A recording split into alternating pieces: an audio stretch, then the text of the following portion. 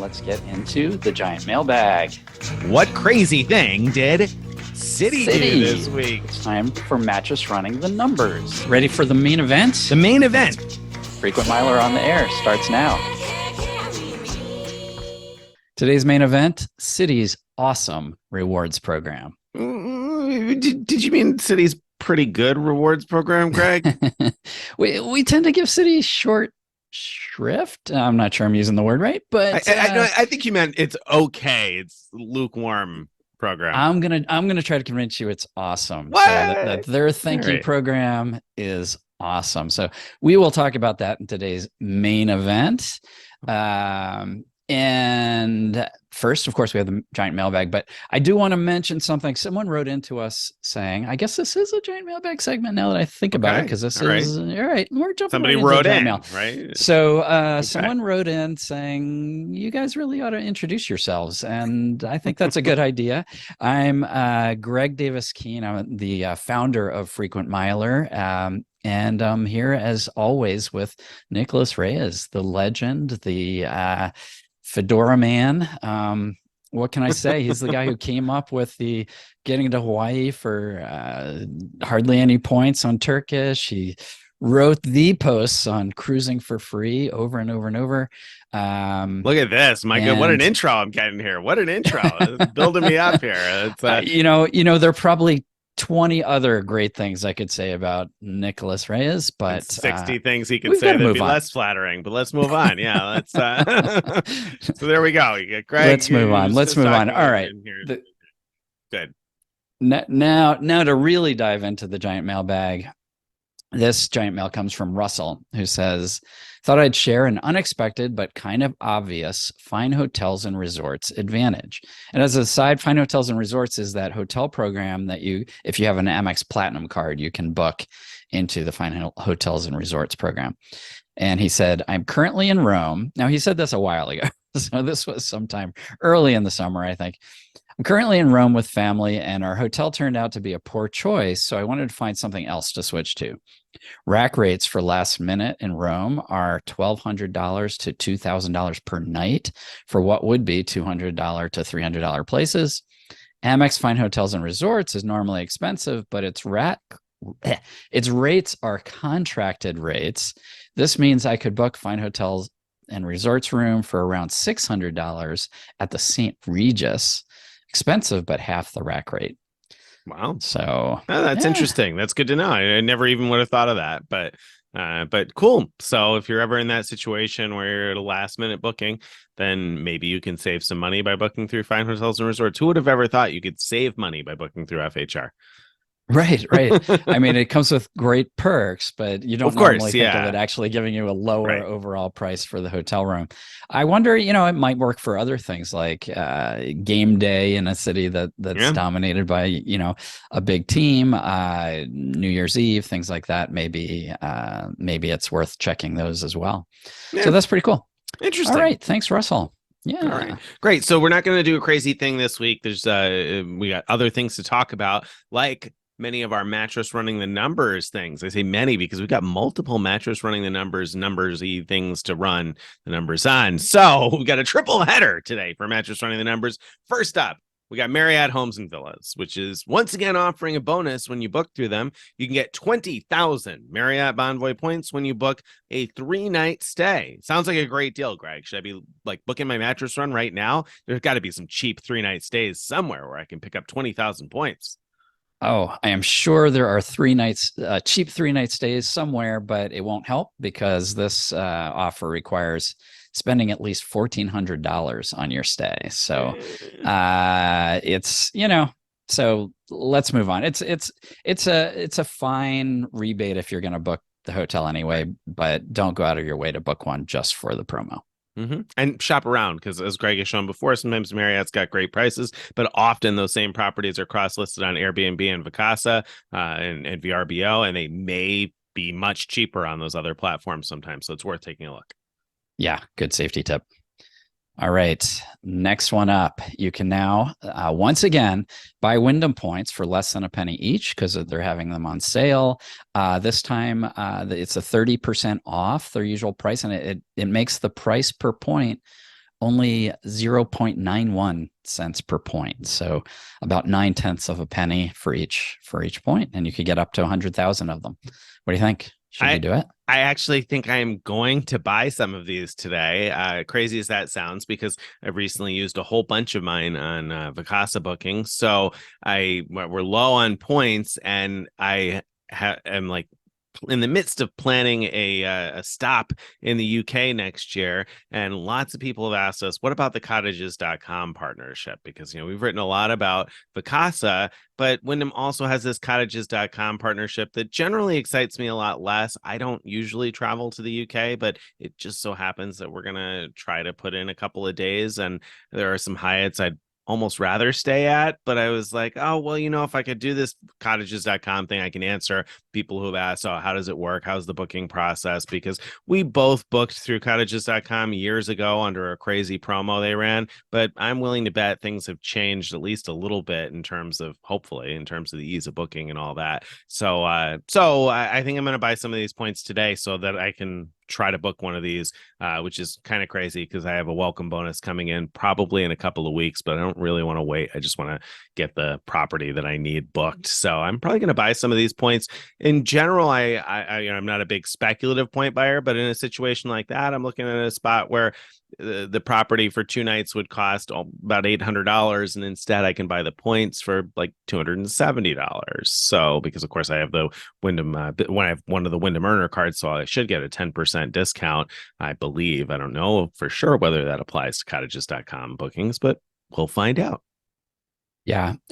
Overall, I think when Wyndham points are available for less than a penny each, and you have something coming up where you think you're likely to use them, it's a great option. I prefer that a lot over transferring transferable points to Wyndham. Both Citi and Capital One transfer 1-to-1 to Wyndham. You're getting, if you think about it, it's like you could have cashed out like Citi points, for example, for 1 cent each. You're getting less than 1 cent per point value by transferring to Wyndham versus cashing out your points for pennies and buying the Wyndham points. What you'd get actually more Wyndham points that way. One Which little is aside, why I'm not Citi doing currently does have a right small now. transfer bonus to Wyndham, so that changes the math a little bit right now. But still, for Wyndham, I'd prefer to buy the points when I need them if I can't generate enough points with the Wyndham Earner business card. One little safety tip about cottages.com. So Vacasa vacation rentals cost 15,000 points per bedroom per night.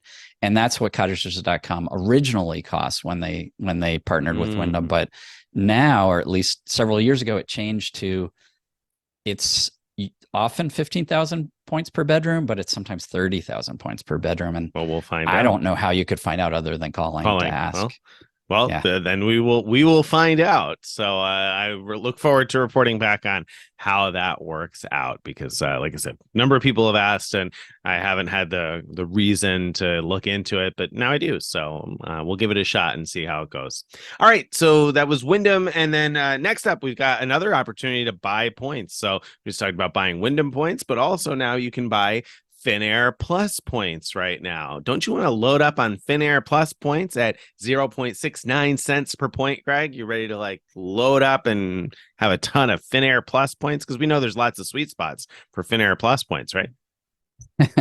I think we know that we're not aware of any sweet spots for Finnair Plus points, unless you are. I don't know. No, I'm not aware. But of them. I bought these this morning. Nice. So here's the deal. Finnair is joining the Avios collection of airlines in spring of 2024, so next year.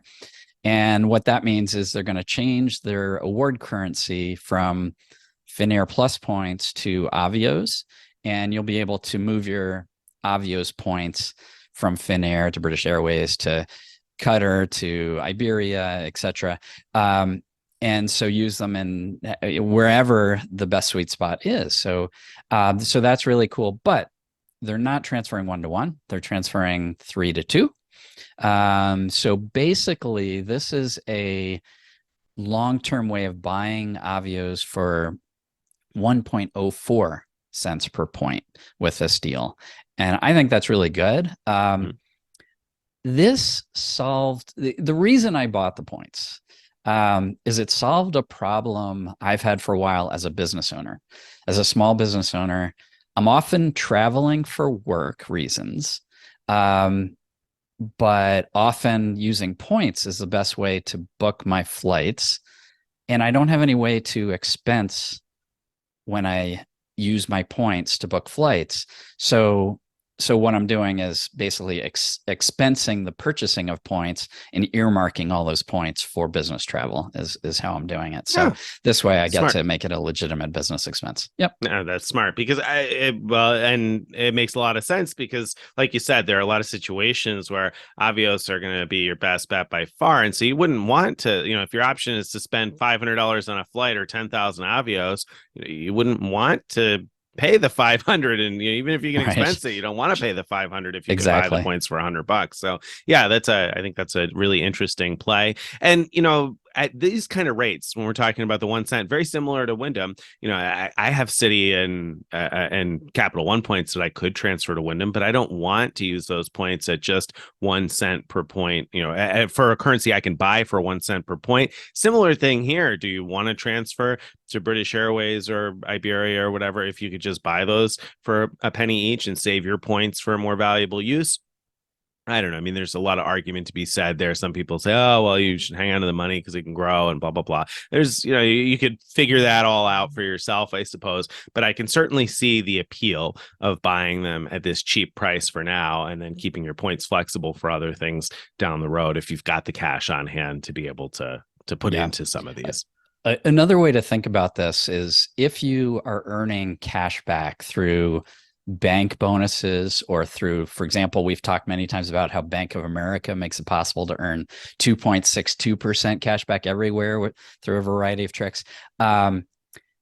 Then you could think about using those cashback rewards and turning them, sort of transferring those pennies into points that can be worth more than pennies because of sweet spots. So there's many British Airways and Iberia sweet spots, and there's certain Wyndham sweet spots, and so these are both examples of where you can turn your pennies into points that can be worth much more than a penny each. So yeah, very good, excellent, great play there. Okay, so that's Mattress running the numbers. Next up, let's talk about award talk. So award talk this week.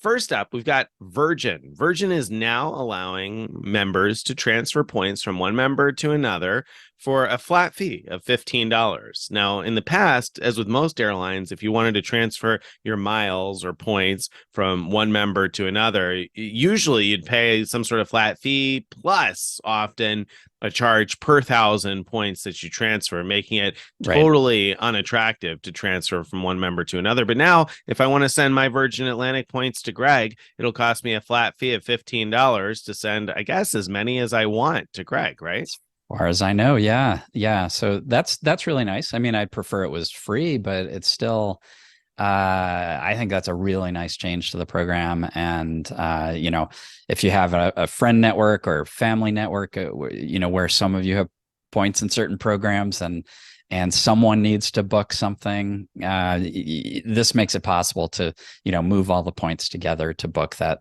whatever that something is. So yeah, that's great. I wish more programs would do that, make it easier to move points around. Yeah, and I think this is particularly useful for I'd say particularly useful for people like Capital One card holders, where I can't transfer my Capital One rewards directly to my wife's loyalty account, for instance. So if she's got a Capital One card also, I can transfer my Capital One rewards to her Capital One rewards. But if she didn't have a Capital One card that earned miles, this would be a way, if I wanted to get some Virgin Atlantic points in her account, I could transfer my Capital One to Virgin Atlantic and then transfer my Virgin Atlantic miles from my account to her account. So again, like Greg said, it just makes it possible to be able to do stuff like that, which is useful for people in those programs where it's not as easy. Also, one other use case is like people often have sort of orphan miles that, Yeah. I've earned, I don't know, 18,000 miles and I don't know what to do with them. And so, maybe you could offer that person, oh, well, I'll give you the $15 if you send them to me, Yeah. So yeah, Yeah. it's Yeah. Very good stuff. All right. So next up, Air France and KLM are enhancing their partnership with Etihad.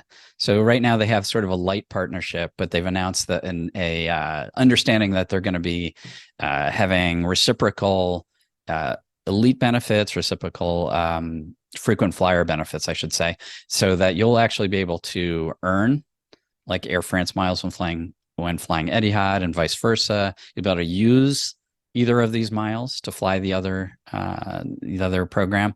So we'll see whether this turns out to be a good thing or not. I don't think it's going to mean unlocking like Etihad first apartments bookable from Air France, because Air France doesn't let you book first class on their own flights, let alone on partner flights.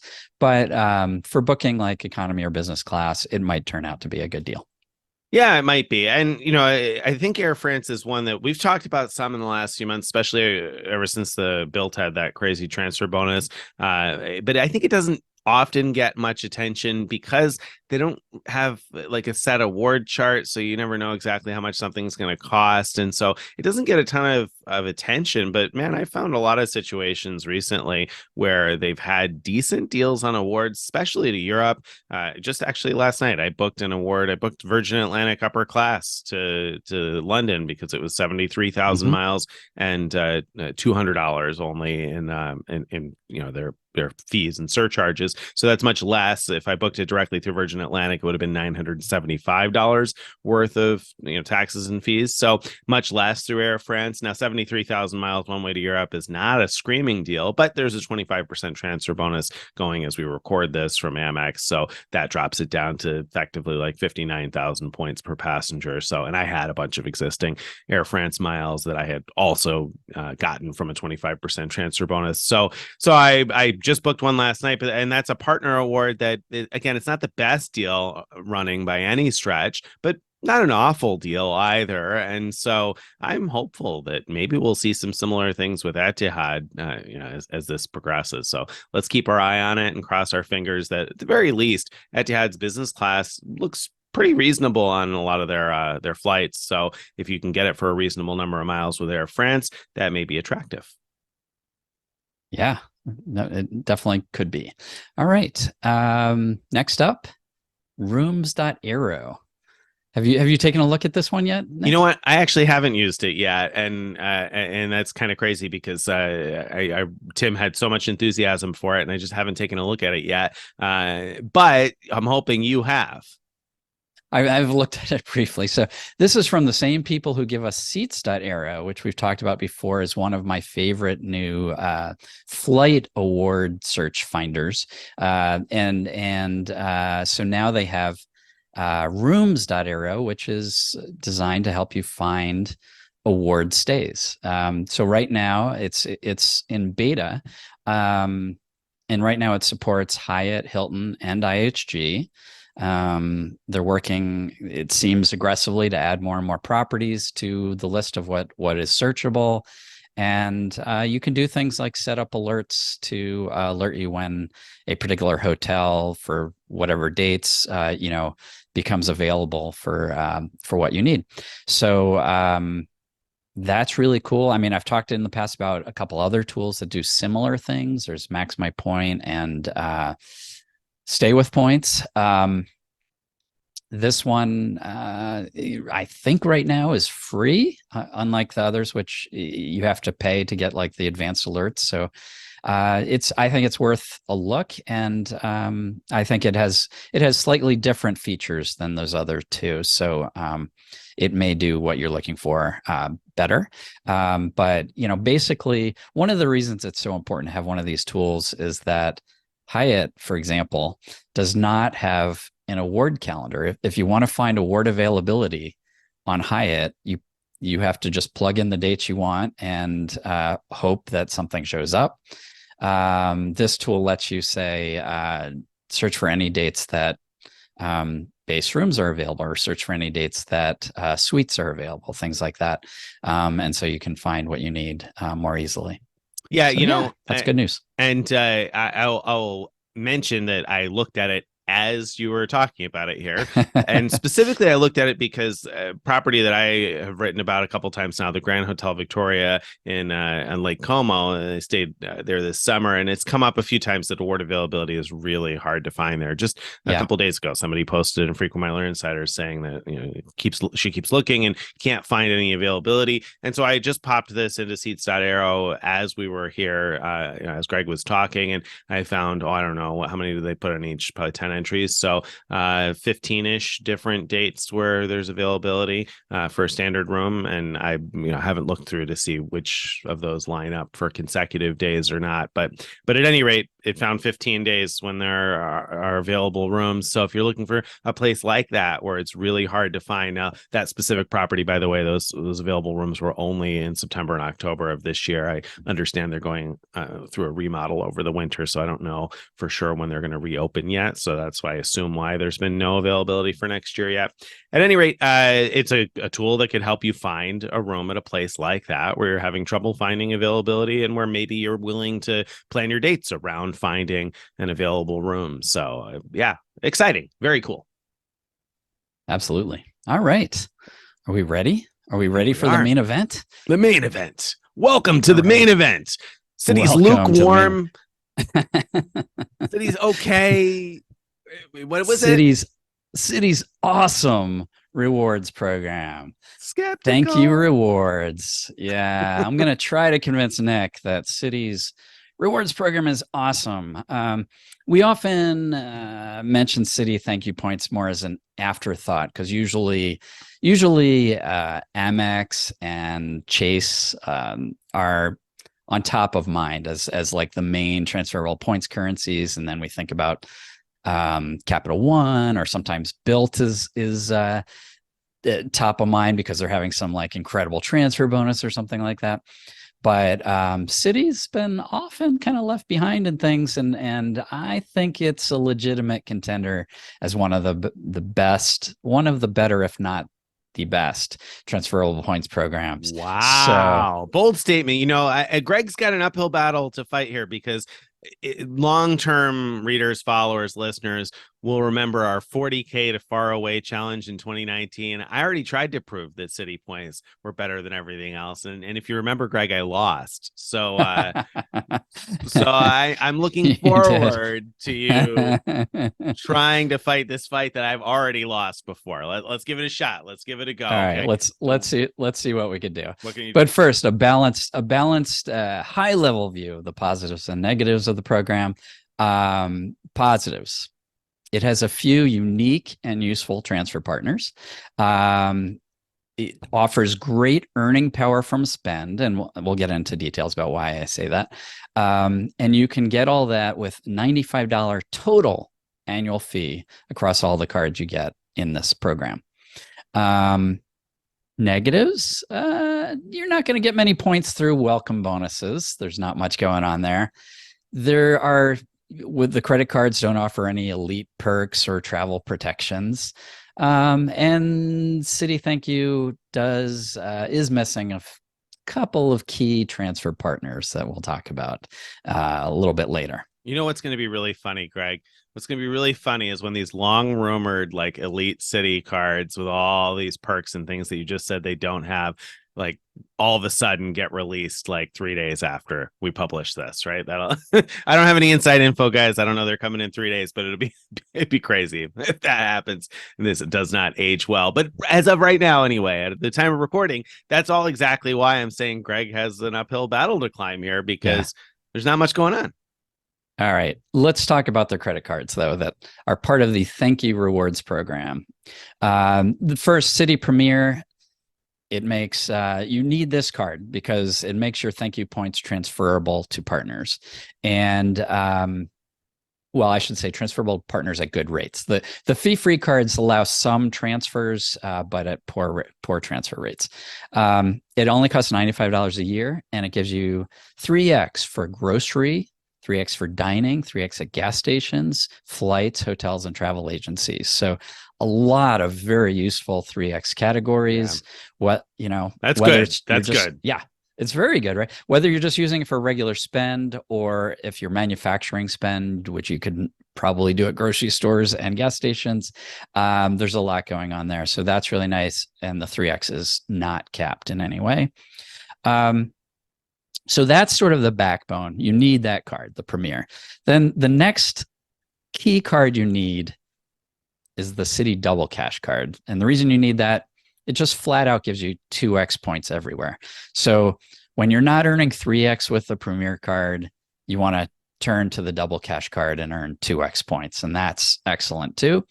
Yes, everyone except Chase also has a 2x everywhere option, but this is good, and it's uncapped, unlike Amex's version of that. Citi Rewards Plus is the third card, which, so you definitely need the Premier and the Double Cash, I think, to make a compelling combo. Rewards Plus, you can get, it's also no annual fee. And you can get it and never actually put in your wallet, and it'll still have the power that you need, because once you combine your ThankYou accounts with the Premier and the Double Cash and the new Rewards Plus, when you get it, whenever you redeem points, they'll give you a 10% rebate on the points you redeemed, up to a total of 10,000 points per year. So that means you could redeem up to 100,000 points a year, and you could redeem them either by transferring to airline or hotel programs, or you could cash out for a penny a point. Whatever you do to redeem them, other than moving them to another person's Citi account, you'll get 10% of those points back. So that's a real nice sort of superpower for that Rewards Plus card. Otherwise, like I never take it out of a binder where I keep like cards that I have because they have powers, but I don't actually need to use it for spend. Finally, the Citi Custom Cash card is one that earns it. It also has no annual fee and earns 5 points per dollar on purchases in your top spend category each billing cycle, up to $500 spend. So the eligible categories are restaurants, gas stations, grocery stores, select travel, select transit, streaming services, drugstores, home improvement stores, fitness clubs, and live entertainment. And the key with this card is, if you have one or two or three, just mark each card as like, I use this only for, let's say, grocery, or only for dining. And that way it becomes basically a 5x everywhere card, 5x card for that type of spend. And as long as you pool the points with your other ThankYou cards, then you'll be able to use them together and transfer them to partners. And when you say market, put a little label on it. I somebody just the other day mentioned a label they saw on one of my wife's cards, and she explained why it was there, and they were like, "Oh, that's a great idea." I can't even remember where that came up, but it came up a few days ago. So yeah, just like take a little piece of tape or something and put a label on it so you don't forget it and you don't mix them up, because you don't want to be earning 1x on any of your purchases. And that's the other challenge with the Citi Custom Cash. You do have to keep track and make sure you're not spending far more than $500. So either you need to not earmark that for a category where you're likely to spend far more than $500, or you need to track pretty closely how much you're spending in that category. Right. I think one reasonable approach is to, if there's a grocery store, let's say, that you shop at frequently, take your card to that grocery store once a month, buy a $500 gift card to that store, and then use that gift card from then on. That way, when the gift card runs out before you've bought the next one, switch to your Citi Premier card to get 3x for the rest of your spend there. That's just to keep it really simple and not have to worry about it. You can also get multiple custom cash cards, not directly. What you have to do is sign up for other Citi cards, other personal Citi cards, not business cards. And after a year, you can product change, and you can product change the custom cash. And so I have 3 custom cash cards right now. And so that's a way to increase your 5x rewards capability. And in fact, I kind of recommend that other than signing up for the Citi Premier card. These other cards don't tend to have good welcome offers. So, you know, a good way of getting things like the double cash or the Rewards Plus card is sign up for, let's say, American Airlines card. There's the American Airlines Platinum card and the Executive card. When they have good sign up bonuses, sign up for those, get a big, you know, chunk of American Airlines miles, and then later product change to the like double cash or the Rewards Plus or the custom cash. So there's my first problem with this whole program. You got to really be playing the long game with Citi, because you don't want to sign up for a custom cash or a double cash, because double cash frequently has no welcome offer at all. So you definitely don't want to apply for that outright. It's just such a waste of an opportunity. And the custom cash, when it has a welcome offer, it's pretty small, like maybe 20,000 points or something. So again, not particularly appealing. So you got to really be playing the long game here, and instead of accepting one of those terrible offers, you want to instead start with an American Airlines offer of 60,000 or 70,000 or 100,000 miles, however many miles they're offering on one of those. So you can get a much more valuable welcome offer on that American Airlines card. And then a year from now, because you can't do it before a year, you can't change from a card with an annual fee to a card with no annual fee within less than a year with most issuers. So yeah, a year from now, you can finally get the card that you actually wanted and downgrade. Obviously, it's better than signing up outright for the custom cash or the double cash, but it means you're going to go an entire year before you can actually implement the spending strategy you're all excited about because it's so awesome, right? You got to wait a year to implement that. Now that you say it all that way, like maybe the better approach, if you're eager to get started, is to get your extra custom cash cards that way and just sign up directly to get what you need more quickly. You usually, every now and then, they offer a 30K bonus instead of the standard 20K on the Rewards Plus or the custom cash, so you can look for those. It's better than nothing, right? Okay, so the Citi ThankYou points have a few unique-ish transfer partners. And I'm saying ish because I'm going to mention a couple that are available on, like, let's say one other program, but are not common across all programs. But first of all, choice. The fact that you could transfer your points to choice privileges 1 to 2 means you get twice as many choice points as Citi ThankYou points that you started with. And there are many great uses for choice points. There's great sweet spots in Europe and even in the US in different ways. And I don't want to dive into all the details, but even if you're not into sort of those low end hotels, there are opportunities to get some really nice hotels with choice points. And sometimes you just are in that situation where you do need one of those. In fact, my sister-in-law is running a marathon, and every hotel within like 30 miles was totally sold out, except for the one Quality Inn that still had 2 rooms at 16,000 points per night. And we're talking even like 40 miles away, I was looking at paying almost $300 a night, for rooms for this race. And so I was like, oh my goodness, that's horrible to stay like a Hampton Inn. I was not particularly excited about that. So now instead we're right at the Quality Inn. That's exactly in the middle of the town that the marathon's in. And, for 16,000 points per night. So it's useful to have something like this for those niche scenarios where you're like, man, nothing's working right, and choice comes to the rescue. Right. And I'll mention one thing at the high end. The Choice has a partnership with Preferred Hotels, and they charge either anywhere from 25K to 55K points per night. But if you think of it, even at the 55K rate, that's fewer than 30,000 Citi points because of the 1 to 2 transfer. So that's a pretty darn good deal for a luxury hotel.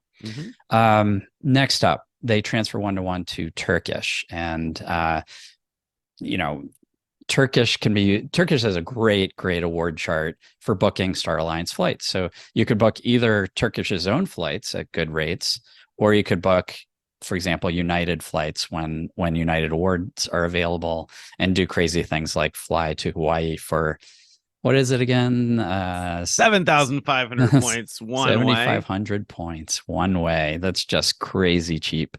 Or 15,000 points round trip.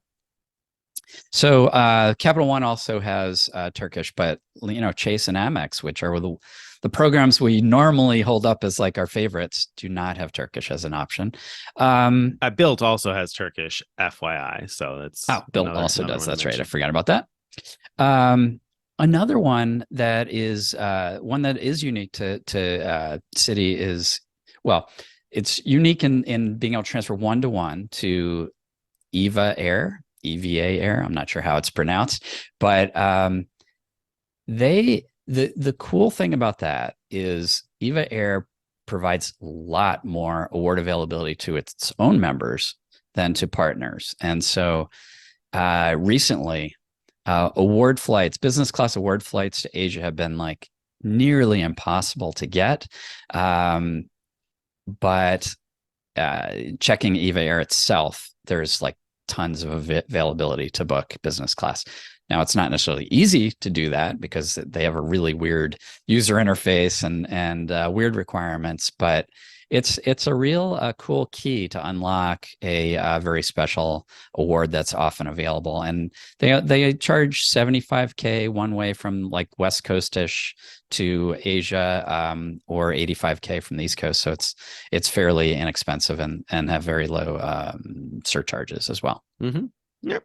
And a very highly regarded business class, or at least what was long heralded as one of the best out there, though things have changed a little bit in the last few years with Q suites and some other of those types of newer seats. But I think most people that have flown it speak very highly of it. So probably a good experience getting to Asia also.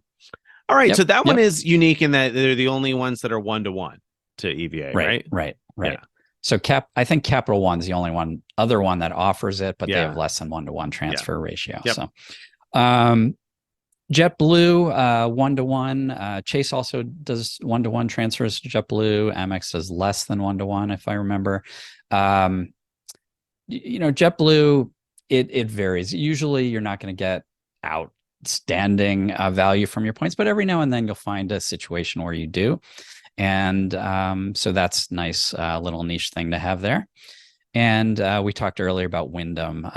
Capital One also has 1-to-1 to Wyndham, which is can be nice to have, but as we talked about before, not really all that important since Wyndham so often has sales where they charge less than a penny per point during sales. Mm-hmm.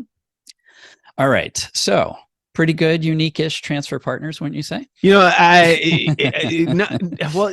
Unique-ish is such a crazy way to say it. So choice, they're not the only ones with choice. They're not unique. They're unique in the 1-to-2, but Amex of course has choice at 1-to-1. Of course, I wouldn't transfer at 1-to-1, but so it's unique-ish, okay, because of the 1-to-2. But Turkish is not unique since you can get it via Capital One or Built. JetBlue is not unique. Wyndham is not unique. So unique-ish, like in the sense that there aren't many other programs that have access, but like that's a stretch. It's using the word unique with ish is a stretch already, isn't it? Like, can something be unique-ish? Like, but you'll give me that the choice 1-to-2 is unique and the EVA Air is unique, 1-to-1 on that. So having good transfer ratios for both of those is really good. And they're good partners, potentially good partners. No, they're not all good partners. A couple of them are good partners.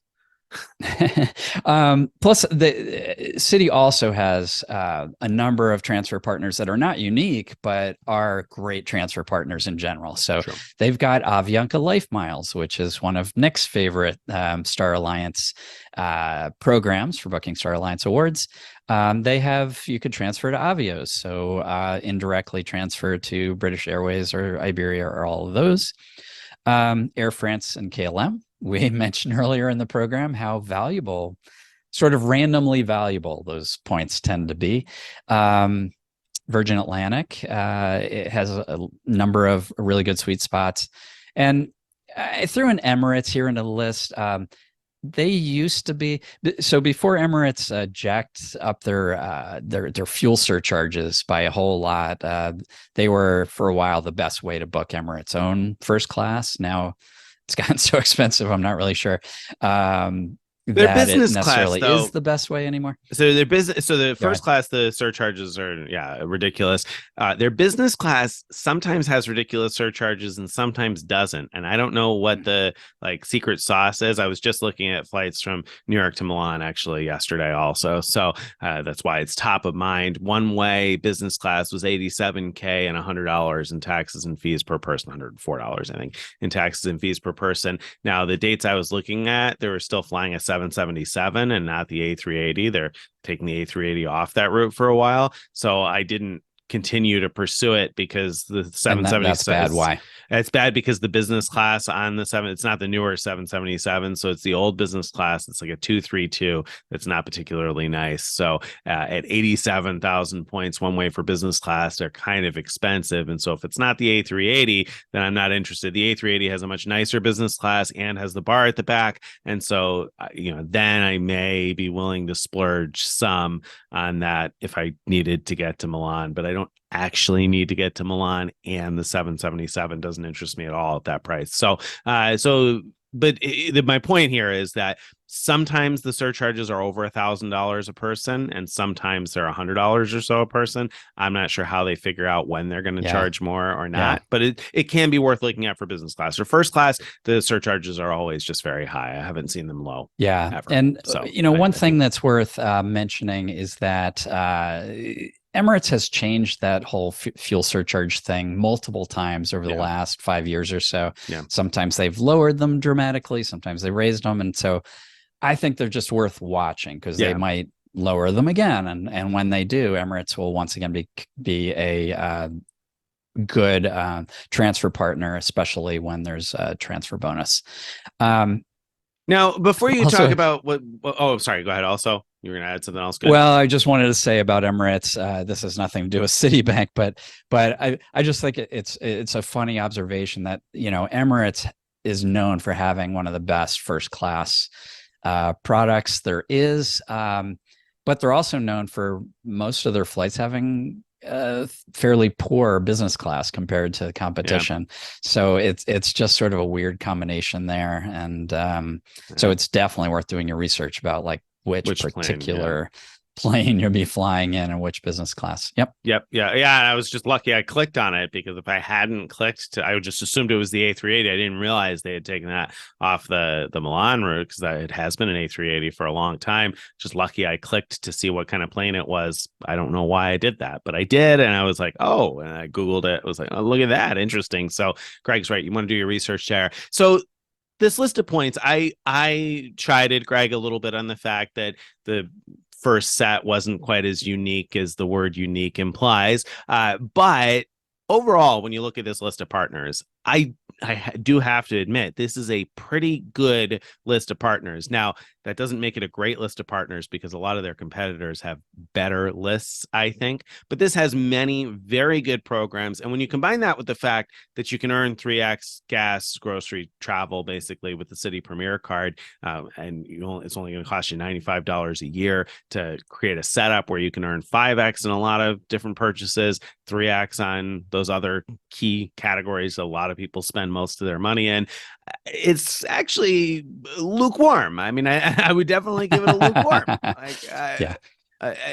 Awesome. Still, I struggle with the word awesome, but I think for somebody who doesn't want to have to pay $250 a year for an Amex Gold card and keep a platinum card for $695 a year and whatever else there, or on the Chase side doesn't want to have to pay for a Sapphire Reserve. Of course, you could have the Sapphire Preferred and transfer to partners, but I could see the appeal here. You can get really good category multipliers for not very much money, and an acceptable list of partners that I think includes a lot of value, even if it's not the widest list of partners. These are some good partners overall. Yeah. And just to complete the picture of their transfer partners, Citi does not have any major domestic airline program. And what's glaringly missing is American Airlines, because Citi partners with American Airlines with the Citibank American Airlines credit cards, and yet they do not have American Airlines as a transfer partner. They did briefly for a few weeks a couple of years ago. But that's something that I think would make a big difference if they could correct that. They also are missing Air Canada Aeroplan, which Why is that? that's a big, big miss. Yeah, I don't get Yeah. that because Aeroplan seems to be very interested in selling their points to banks. They've partnered with basically Like everybody everyone else. else. Yeah, Yeah. and Yeah. and been pretty aggressive in getting people interested in the program. So I'm really surprised. I don't know what's up with that. Why they haven't partnered up there. I should mention, by the way, that another thing that is a positive going for Citi is that they do have fairly regular transfer bonuses. I feel like Amex has more transfer bonuses than Citi, but Citi tends to have more than either Chase or Capital One. So you do get periodic transfer bonuses to Air France, KLM. Every now and then, Avianca runs those transfer bonuses where you can transfer in. And we have that Wyndham one that I think is still going on for another week and a half or so. So, we do see those every now and then. Virgin Atlantic Yep. pops up Yep. also. So those are, I think, another thing that enhances the value of the Citi program, at least a bit. Right, right. So now on the negative side, we already mentioned there's not much going on with sign up bonuses. So if that's the way you want to earn your points, Citi's not the program for you. Citi also doesn't do anything at all with friend referrals. So if you like to earn points, Amex is so good with this, where you could refer your spouse and back and forth and get all kinds of points, but that's not an option with the Citi program. So this is an awesome program, I'll assert, for those who want a low total annual fee and who want to like sort of get their collection of cards and just stop there, like not be sort of playing the game of signing up for new cards all the time and trying to get others to sign up for cards and all that kind of stuff. It's, you can just get a very high earning rate, good transfer partners, some great ones, and yeah, you're missing a couple things like Aeroplan. That's really unfortunate, I think, but otherwise, a very solid program. I'm not gonna stand behind my it's the best program. I think for some people it's the best program, but not for me. Yeah, it's not for me either, because Greg and I both would much rather be chasing new welcome bonuses, I think, and perks, various perks. I mean, there's no priority pass on any of these cards. There's no travel protections when you're booking your flights. There are a lot of drawbacks in Citi's program, and that's a glaring one to me. If you're going to offer travel credit cards and try to get people that are travelers to get your cards, how do you now offer any sort of travel protections, whether that's trip delay, trip cancellation, lost baggage, etc.? I just can't believe they don't have anything. They used to have good protections, but then they stripped it off of all the cards. So that's been a big disappointment for years running now for Citi. It really has. And I'm wondering, so you mentioned before there have been rumors about new like ultra premium Citi ThankYou card coming out. And if that happens, one indicator we have, an interesting development, was the new revised American Airlines executive card. That's their high-end card, has travel protections on it. So that was a surprise when that was announced. And so Citi's at least dipped their toe back into the travel protections waters. So we'll see whether they do that with, if it's a big if in my mind, if they come out with a premium Citi ThankYou card, what will that look like? Will it include travel protections? My guess at this point is if they do come out with an ultra premium card, it will have travel protections, but we'll see.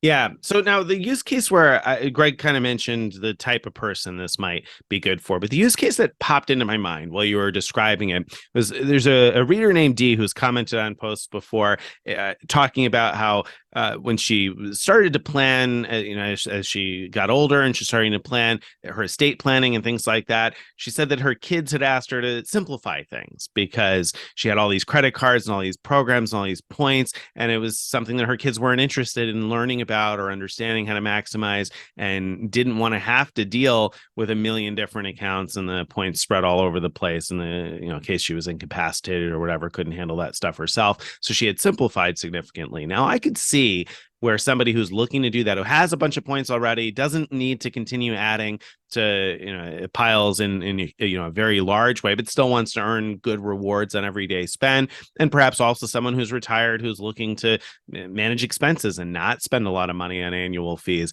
I think this could be a good strategy for kind of tapering off as you get to the point where you're like, well, I don't need tons more points, but I still want to earn a decent return on my spend. Because even if you're cashing these points out at 3x and 5x in the categories they're in, with the card combination we've talked about, and then redeeming, each year the 100,000 for cash, for $1,000 cash, and getting 10,000 points back. This is, I think, a pretty good tapering off strategy for somebody who's like, you know what, I'm looking to simplify. I'm set now for the travels I need, and so I don't need every card and to continue chasing stuff. So yeah, I think it makes sense there. Another way of saying the same thing. It's a good for someone who prefers a cashback strategy.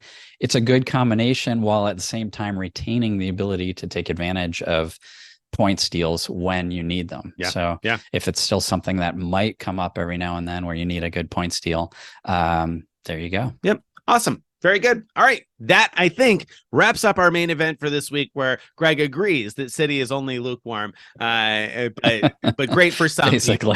Great for some people. And it's funny because I know you collect Citi points still, right? I mean, I do. Yeah, I do. Like, it's not that Greg is anti-Citi. It's just oh no. No, I just wouldn't.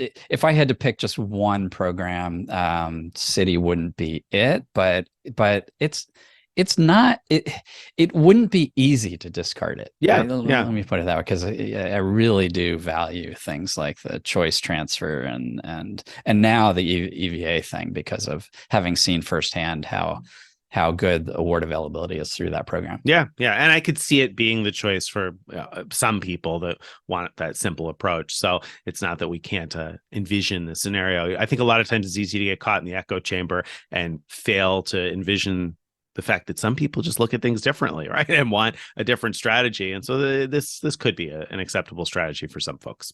All right. That, I think, my friends, brings us to this week's question of the week. This week's question of the week came in via email to our giant mailbag. If you want to send in a question to be considered for a question of the week or a piece of feedback for the giant mailbag, I mentioned this at the end of the show, but if you don't listen all the way to the end of the goodbye song, maybe you've missed it. You want to send that to mailbag@frequentmiler.com. Again, that's mailbag@frequentmiler.com. So this email came in, and I know Greg has already seen this, but I thought that this was worth discussing anyway. So the reader writes in and says, both my wife and I have the Chase Sapphire Preferred cards. Sounds like we should downgrade one of the cards to a Freedom card to eliminate one of the annual fees. I know I can currently transfer ultimate rewards from one card to another. That's from this person's Sapphire Preferred to their spouse's Sapphire Preferred. I'm hoping to confirm that if I downgrade my wife's card to a Freedom card, we can still transfer her points to my Sapphire. So first, let's confirm that. And then there's a tag question that I think is also worth addressing quickly. So can you still transfer the points if you downgrade one? Yes, absolutely.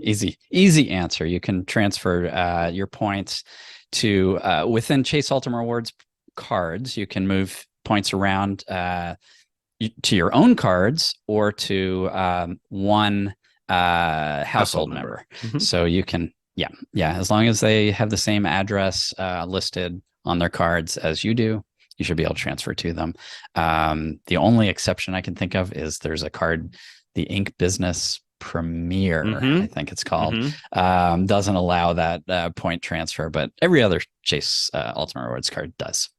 Yeah. And so, and again, it doesn't matter if you downgrade, upgrade, whatever. It doesn't matter if you don't have any of the ultra premium ones on your side or any of the premium ones. One spouse could have just Freedom cards and the other spouse could have the Sapphire Preferred and whatever else. And the spouse with just Freedom cards doesn't need to have any of those $95 cards. They just transfer their points over to the partner who does have a transferable points card like the Sapphire Preferred. So certainly you can still do that. Second question, and this is one that comes up from time to time, so another good one to address. Is it best to transfer her ultimate rewards to mine before the downgrade? Should you transfer before you downgrade one? There's no reason to do that I could think of. No, me either. I wouldn't worry about it. I wouldn't worry about it either. You're going to retain your ultimate rewards points balance. So no, it doesn't matter. I I get the fear there, people being nervous about their points suddenly disappearing. But in a product change situation, you maintain the points. They don't go away. So if you're going to close your card, then you would definitely want to transfer the points out before you close the card. And Greg can tell you all about why. But yeah, if you're just downgrading, then downgrade, that's fine. Move them over whenever you want. Before, after, doesn't matter. Yeah. And if you do accidentally close a card that has Ultimate Rewards points, they do give you some buffer time to reopen the account, and so you can get those points back if that happens, which I did several years ago. Let me just add to this whole scenario that I think what he's talking about is a great idea. There's no reason to pay 2 annual fees for Chase Sapphire Preferred cards. What you could do is, as he suggested, downgrade one of them. Let's say, for example, he does a Freedom Unlimited. So the wife has a Freedom Unlimited card, which earns 3x for dining and drugstores and 1.5x everywhere else. And then she could even add the spouse as an authorized user. So you each have a card that earns a base rate of 1.5 points per dollar everywhere and 3x in some places, and then use the Sapphire Preferred account for travel and for the ability to transfer points to transfer partners. Yeah, it's a great strategy, and one we've talked about before, but we get questions like this from time to time. So I think it's worth addressing that, because I think it is a little confusing to wrap your mind around the fact that, you only need one of those. There's no sense in paying the annual fee for both of you to have a card to transfer to partners, in most cases anyway. So yeah, that's a smart strategy to go after. And the way Greg mentioned it is particularly good in terms of figuring out which of those cards is best to put those categories of spend on, so you can both share the best rewards for all of your purchases and retain the ability to transfer to partners. So keep up the good work. Hopefully that helps answer that question. Unfortunately, we are out of time for this week. So if you've enjoyed today's show and you'd like to get more of this stuff in your email inbox each day or each week, you want to go to frequentmiler.com/subscribe. Again, that's frequentmiler.com/subscribe to get on our email list. Follow us on all the various social medias. Join our Frequent Miler Insiders Facebook group, where you can ask questions and interact with other readers, listeners, enjoyers of this hobby all the time. And again, if you got feedback or a question you'd like to be considered for a future segment, you can send that too. Send it to mailbag@frequentmiler.com. Bye, everybody.